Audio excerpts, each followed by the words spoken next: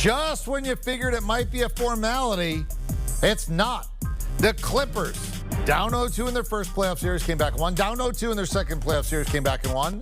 Down 0-2 in this playoff series, and then down 3-1, facing elimination, go on the road to Phoenix without Kawhi Leonard and win. And Paul George said, get on my back. You see the 41. That's a career playoff high. 30 of those in the second half. That's right, 30 in the second half. It was pretty darn impressive. And if you want to look at this game sort of from a half, Marcus Morris had 20 in the first half. He finished with 22. Paul George had 30 in the second half. And they win, do the Clippers. Game 6 back in L.A. So the Clippers, if they can win 2 straight, they shock everybody, and they'd go to the finals. Suns, 2 more shots to go back to their first final since 1993.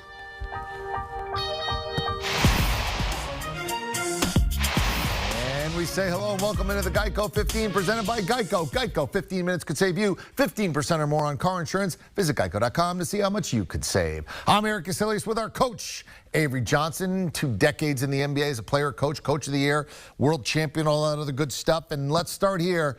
What is the headline for you coming off this Game 5?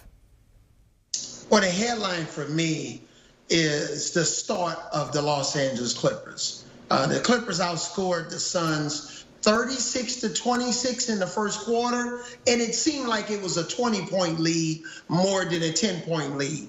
And I know we're going to talk about Paul George, but I'm going to table the Paul with George conversation for a minute. Marcus Morris Sr.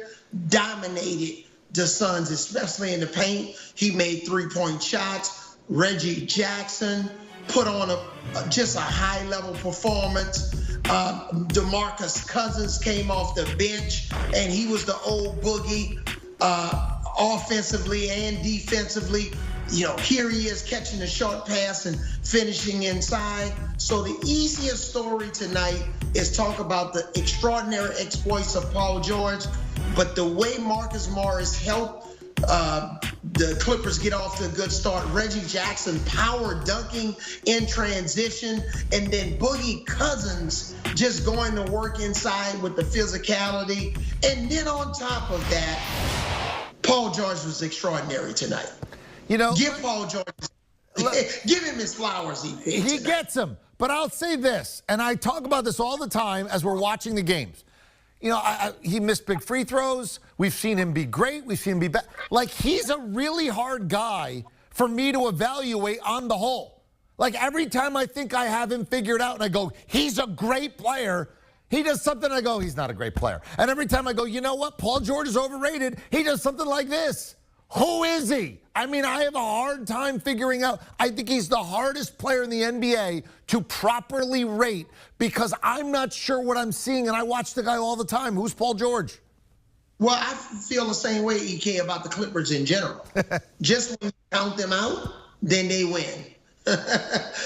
When they're supposed to win, like they're supposed to win Game 6 at home in Los Angeles. But we don't know who's going to show up. And it's the same thing about Paul George. You know, tonight, 8 for 8 from the free throw line.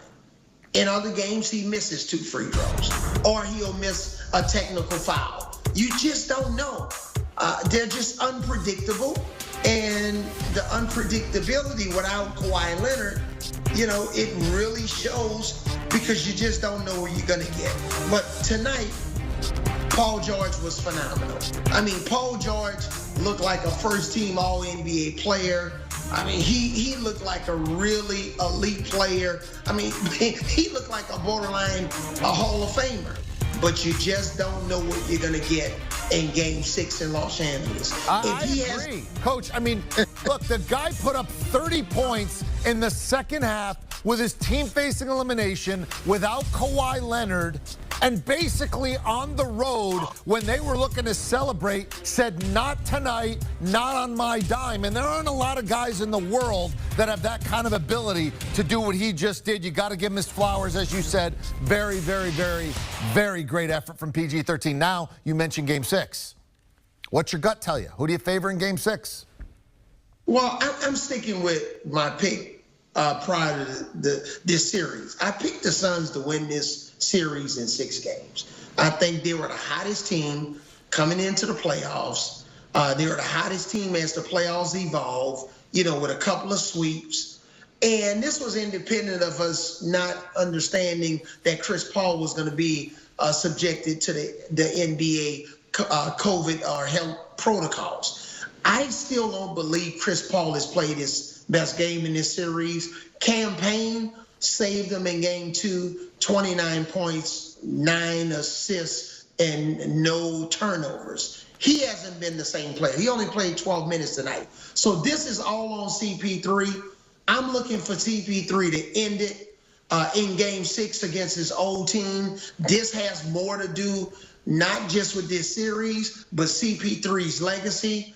I look for him, unlike Devin Booker, I look for CP3 to score 30 points or more, 10 assists, game 6, and lead the Phoenix Suns back to the NBA Finals where they haven't been in more than 2 decades. All right. What if they don't win game 6? Now you got to really look in the crystal ball. If the Clippers do what they're supposed to do, if they win game 6, that would be a lot of pressure on Phoenix in their barn. If they got off to a bad start like they did tonight, that building would be quiet. So let me just ask it in a more kind of global way. Do the Clippers have a realistic shot to win the series, to win both games? Yeah, they have a realistic shot, but it's not going to happen. I'm going with the Phoenix Suns. And especially my old teammate, Monty Williams, is going to find a way to get Cam Johnson some more minutes. This kid was very efficient tonight.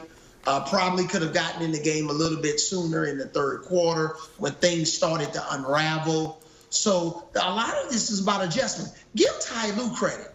You know what happened in the 1st quarter? More than 50% of the Clippers' possessions on defense, they played a 2-3 zone. Without Zubac, they went small. They didn't really start a true center, so they went with a 2-3 zone. That kind of rattled Phoenix early in the game. They dug themselves a very deep hole. So give Ty Lue credit to make that adjustment. So now let's figure out if Monty Williams is going to adjust and figure out if Phoenix is going to have a little bit more of a zone offensive game plan rather than getting stuck and stymied early in the game like they did in game 5. Well done on what teams will want to do with the adjustment, but now you got to get bold. Time for the Geico 15-second bold statement. Coach, floor is yours. In game 6, the Phoenix Suns, they're going to win this game. Chris Paul and Devin Booker are going to combine for 75 points. Wow. They're going to win this game in Los Angeles. Bye-bye, La-La. Bye-bye, L.A. The Phoenix Suns are going back to the NBA Finals for the first time in 2 decades. There you go. That is a bold statement. 75 points in a road win. CP3 would go to the final for the first time in his career. He could have done it. I mean, he got drafted 16 years ago tonight. Would have been a little synergy if exactly 16 years later he went to the finals. He may have to wait a few days, but you think it will happen in game 6. Well done, Coach. All right, here we go. Just when you think they're out, they pull you back in. 0-6 games 1 and 2. Since then, they just sort of show up 10-2. And look at what they do against the spread. They cover, including covering in a big way, getting points and winning on the money line for you tonight.